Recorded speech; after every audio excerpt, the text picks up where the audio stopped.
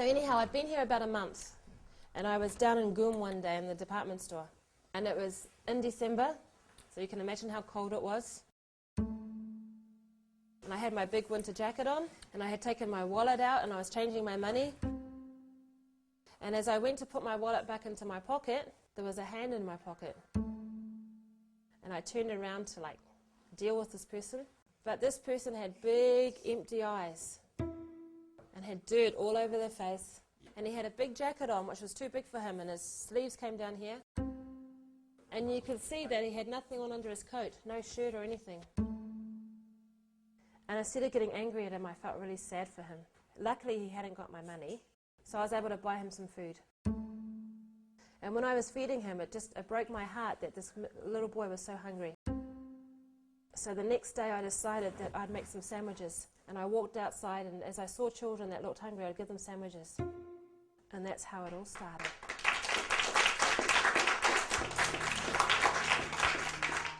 In 1998, New Zealander Rachel Hughes started working with the homeless children in Vladivostok in far eastern Russia.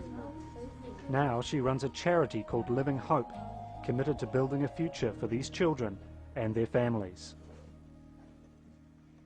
Even with what I've seen over the years, I can only imagine what life is like on the streets for these kids. I've seen so many different things that have shocked me, that have scared me. But what it's really like for them, only each individual kid could tell you. I've seen kids physically being beaten. I've seen them being abused. I've seen kids come to me with rat bites when they got bitten by rats crawling over them at night times.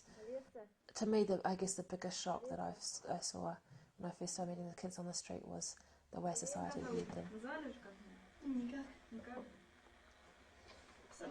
I was sitting at a bus stop and I saw this old lady come down outstairs of an apartment carrying a bowl of looked like bones and soup or whatever that obviously was leftovers, and I saw these kids sitting outside. I thought, oh, it's great, she's coming down to feed these kids this bowl of soup.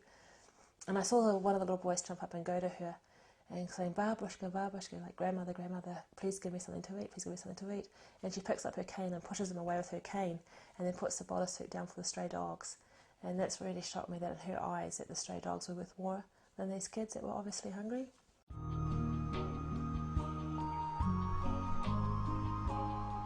Living Hope runs regular summer camps and a part-time drop-in centre in Vladivostok. Rachel's dream is to build a 24-hour shelter so that the children can be cared for full-time. We call our camps rehabilitation camps. Not only have they got a place where they can sleep without danger, not only have they got a place where they're getting fed constantly, we're trying to teach them how to work with each other, how to live together, how to resolve conflict. We're trying to teach them life skills so that when they leave the camp, they're leaving more equipped than when they came to camp. If I'm to be completely honest with myself, I know I'm making a difference, but it doesn't always feel that I am. Sometimes the problems, the pressures, the stresses, the failures, seeing children going to prison, seeing children dying, committing suicide, being killed, it feels like I'm working and struggling and for nothing. But if I actually stop and think and look and remember the things that have happened, remember the little successes and the big successes, then yeah, we are successful in what we do.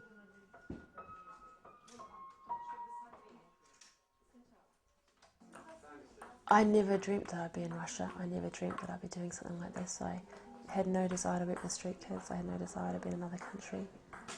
I trained to be a fashion designer, and so at first I thought I was going to take the world by storm as a famous fashion designer. I was going to go to Milan.